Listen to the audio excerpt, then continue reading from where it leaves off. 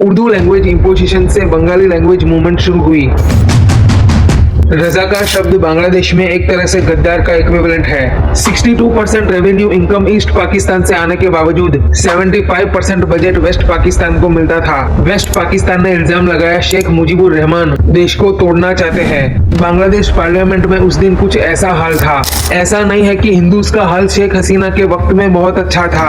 अगर कोई बांग्लादेशी हिंदूज पर बात करता है लेकिन राफा का हाल देख के खुशी मनाता है तो वो हिपोक्रेट है। देखिए, बांग्लादेश में पॉलिटिकल टर्मोइल शुरू से रहा है। ये कोई आज की बात नहीं है। इनके यहाँ आए दिन मिलिट्री कूच हुए हैं। देखिए, पॉलिटिकल एक्सप्लॉयटेशन के साथ साथ इकोनॉमिक एक्सप्लॉयटेशन बांग्लादेश इंडिपेंडेंस का एक मेजर रीजन था। हम जानेंगे कैसे वेस्ट और ईस्ट पाकिस्तान के कॉन्फ्लिक्ट में इंडिया को ये आइकॉनिक तस्वीर मिल गई। कैसे सिर्फ एक शब्द रजाकार बोल के शेख हसीना ने अपने लिए बहुत बड़ी मुसीबत मोल ली। इस वीडियो में मैंने बांग्लादेश इंडिपेंडेंस के रीजंस के जिन मुद्दों को डिस्कस किया है, हो सकता है वो एस्पेक्ट्स आपको पता ना हो। आपको बहुत कुछ नया जानने को मिलेगा, इसलिए वीडियो में मेरे साथ एंड तक बने रहिए।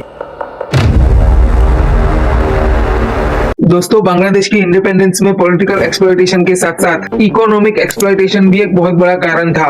उन दिनों ईस्ट पाकिस्तान, जो कि आज के दिन का बांग्लादेश है, वो वेस्ट पाकिस्तान की इकोनॉमी का बैकबोन हुआ करता था। ईस्ट पाकिस्तान गोल्डन फाइबर, जो रोप्स और कारपेट वगैरह बनाने में काम आता है, उसका लार्जेस्ट एक्सपोर्टर था, जिससे पाकिस्तान की इकोनॉमी को बहुत सपोर्ट मिलता था। लेकिन 62% रेवेन्यू इनकम ईस्ट पाकिस्तान से आने के बावजूद 75% बजट वेस्ट पाकिस्तान को मिलता था। इकोनॉमिक डेवलपमेंट ईस्ट पाकिस्तान से ज्यादा वेस्ट पाकिस्तान को मिल रही थी। ईस्ट पाकिस्तान को डेवलपमेंट फंड्स बहुत कम मिलते थे और तो और सेंट्रल गवर्नमेंट ईस्ट पाकिस्तान वालों से ज्यादा टैक्स वसूलती थी। सरकार की वजह से उस टाइम पर किसानों का हाल भी बहुत बुरा था। इंफ्रास्ट्रक्चर, इंडस्ट्री और हेल्थ केयर जैसे सेक्टर्स में भी ईस्ट पाकिस्तान को ऑलमोस्ट इग्नोर किया जाता था। ईस्ट पाकिस्तान का जीडीपी में कंट्रीब्यूशन ज्यादा होने के बावजूद उनको पॉलिटिकल रिप्रेजेंटेशन और डिसीजन मेकिंग पावर्स में मार्जिनलाइज किया गया। इन्हीं कारणों की वजह से इकोनॉमिक एक्सप्लॉयटेशन बांग्लादेश के इंडिपेंडेंस का एक मेजर रीजन बना।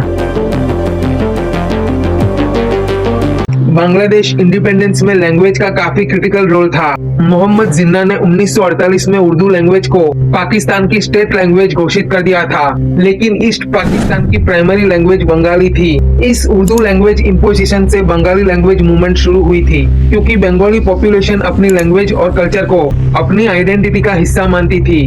फरवरी 1952 में एक बहुत बड़ा प्रोटेस्ट हुआ, जिसमें स्टूडेंट्स, पॉलिटिकल एक्टिविस्ट्स और सिटीजन्स ने भाग लिया। इस प्रोटेस्ट पर पाकिस्तान आर्मी ने फायरिंग शुरू कर दी। उस वजह से वहां करीब 8 लोग मारे गए। दोस्तों, इसी वजह से 21 फरवरी को आज के दिन तक एज लैंग्वेज मार्टियर्स डे के रूप में मनाया जाता है। फाइनली सालों के प्रोटेस्ट के बाद 1956 में वेस्ट पाकिस्तान के रूलर्स ने ऑफिशियली बंगाली को एज स्टेट लैंग्वेज रिकॉग्नाइज कर लिया और 1956 में कॉन्स्टिट्यूशन ने उर्दू और बंगाली दोनों को एज स्टेट लैंग्वेज एक्नॉलेज किया। लेकिन दोस्तों, बहुत देर हो गई थी। इन इंसिडेंट्स के चलते बंगाली लोगों में एक strong sense of culture, identity और यूनिटी डेवलप हो गई थी। अगले चैप्टर में देखते हैं बांग्लादेश इंडिपेंडेंस में शेख मुजीबुर रहमान का क्या रोल था। जैसा कि मैंने कहा, वेस्ट पाकिस्तान ईस्ट पाकिस्तान को काफी ऑप्रेस और डिस्क्रिमिनेट करता था, तो उसके खिलाफ जनता की आवाज बने आवामी लीग के लीडर शेख मुजीबुर रहमान। लेकिन बांग्लादेश में अभी प्रेजेंट में देखें तो उन्हीं के स्टैच्यूज तोड़े जा रहे हैं। ऐसा क्यों हुआ, ये जानने के लिए वीडियो एंड तक देखते रहिए। शेख मुजीबुर रहमान बांग्लादेश के फादर ऑफ द नेशन माने जाते हैं। उन्होंने 6 पॉइंट्स रखते हुए ईस्ट पाकिस्तान के लिए ऑटोनॉमी की मांग की थी।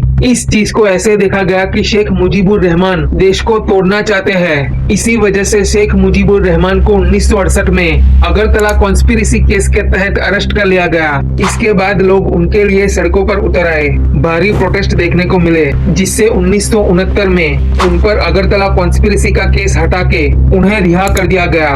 और इन डेमोन्स्ट्रेशंस की वजह से जनरल आयूब खान को रिजाइन करना पड़ता है और वो अपने सक्सेसर जनरल यहिया खान को अपॉइंट करते हैं, जिन्होंने फाइनली डिसाइड किया कि 1970 में जनरल इलेक्शंस होंगे। देखिए, ईस्ट पाकिस्तान में वेस्ट पाकिस्तान के मुकाबले पॉपुलेशन ज्यादा थी, इसी वजह से ईस्ट पाकिस्तान की सीटें भी ज्यादा थी। 1970 के इलेक्शंस में शेख मुजीबुर रहमान की आवामी लीग ने काफी भारी बहुमत से जीत हासिल की। लेकिन वेस्ट पाकिस्तान के लीडर्स ने इस इलेक्शन को 1 मार्च 1971 के दिन कैंसिल कर दिया और पावर ट्रांसफर करने से मना कर दिया। इसके रिस्पॉन्स में 7 मार्च 1971 के दिन ढाका में शेख मुजीबुर रहमान ने एक आइकॉनिक स्पीच दी, जिसमें उन्होंने बंगाली लोगों को फ्रीडम के लिए तैयार होने को कहा।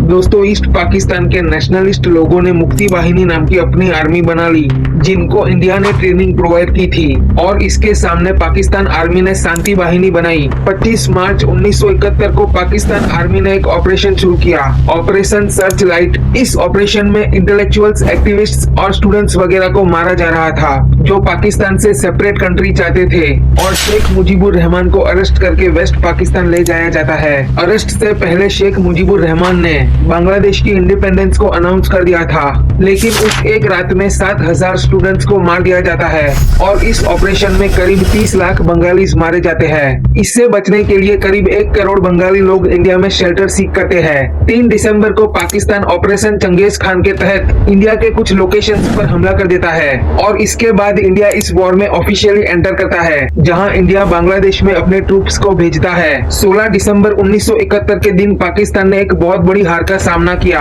और पाकिस्तान के 93,000 ट्रूप्स को इंडिया ने सरेंडर करवाया, जिससे ये आइकॉनिक इंस्ट्रूमेंट ऑफ सरेंडर का फोटोग्राफ निकला। दोस्तों, कुछ इस तरह जन्म हुआ बांग्लादेश का। 1972 में शिमला एग्रीमेंट के थ्रू पाकिस्तान भी बांग्लादेश को रिकॉग्नाइज करता है, और शेख मुजीबुर रहमान को जेल से रिलीज कर दिया जाता है, और 1973 में एक लैंडस्लाइड विक्ट्री के साथ शेख मुजीबुर रहमान बांग्लादेश इलेक्शंस जीत जाते हैं। लेकिन सिर्फ 2 साल के अंदर अंदर 15 अगस्त 1975 के दिन शेख मुजीबुर रहमान और उनके परिवार को उनकी ही आर्मी के द्वारा असैसिनेट कर दिया जाता है। उनकी सिर्फ 2 बेटियां जिंदा बचती है, जो कि उस वक्त जर्मनी में होती है। 2009 में शेख मुजीबुर रहमान की बेटी शेख हसीना बांग्लादेश में पावर में आती है। अगले चैप्टर में फास्ट फॉरवर्ड करते हुए जानेंगे आज 2024 में बांग्लादेश की क्या सिचुएशन है।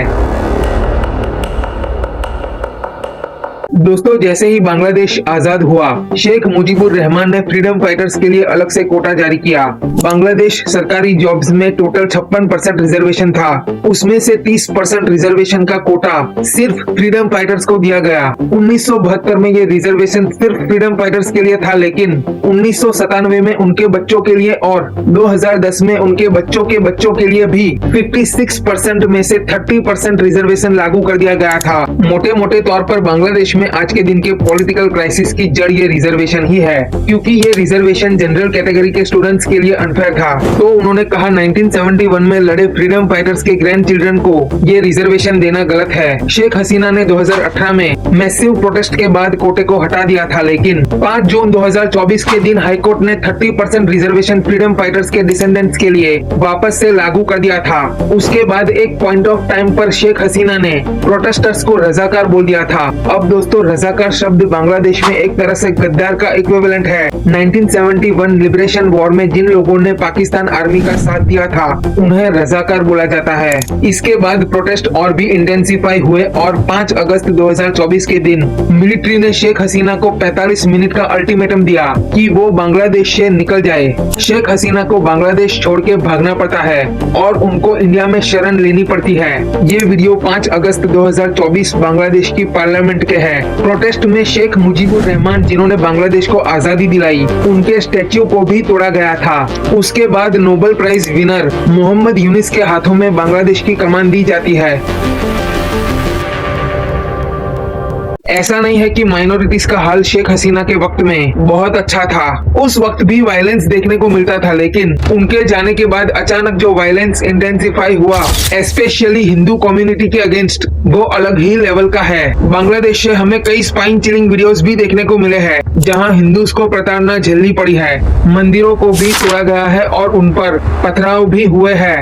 ये काफी दुख की बात है, इसमें कोई दो राहें नहीं है। लेटेस्ट न्यूज की बात करें तो इस्कॉन के प्रीस्ट चिन्मय कृष्णदास को भी सेडिशन के चार्जेस में अरेस्ट कर लिया गया है। वहां तो इस्कॉन को बैन करने की भी बात चल रही है, लेकिन बड़े दुख के साथ कहना पड़ रहा है कि ये भी सच है कि वायलेंस के कई वीडियोस जो ट्विटर के माध्यम से फैलाए जा रहे हैं वो फेक है, और कई वीडियोस में तो जगह ही दूसरी दिखाई गई है। देखिए, इससे होता क्या है कि अगर हम बिना सोचे समझे इमोशन में आके किसी वीडियो को शेयर करते हैं तो वहाँ की माइनॉरिटीज के खिलाफ जो सच में अट्रॉसिटीज हो रही है उनके आर्ग्यूमेंट्स को हम कमजोर कर देते हैं और हमारे खुद के देश में प्रॉब्लम्स क्रिएट होती है। तो मेरी विनती है कि आप अपनी आवाज जरूर उठाएं, लेकिन इंफॉर्मेशन शेयर करने से पहले एक बार वेरीफाई जरूर करें, क्योंकि इससे वहाँ के हिंदूज का हाल और बुरा हो सकता है। इस वीडियो को व्हाट्सएप पे शेयर कीजिए, क्योंकि सबसे ज्यादा मिस इन्फॉर्मेशन वहीं फैलाई जाती है। फिलहाल के लिए हमारी सरकार ने बांग्लादेश में माइनॉरिटीज स्पेशली हिंदूज को प्रोटेक्ट करने की रिक्वेस्ट करते हुए ये स्टेटमेंट जारी किया है। और हाँ, इनोसेंट लोगों के खिलाफ अगर वायलेंस हो रहा है तो हमें आवाज उठानी ही चाहिए, चाहे वो राफा में हो रहा हो या बांग्लादेश में। अगर कोई एक रिलीजन के खिलाफ हो रही अट्रॉसिटीज में चुप है और सिर्फ अपनी साइड हो रही अट्रॉसिटीज के खिलाफ आउटरीच कर रहा है तो वो हिपोक्रेट है। Thank you.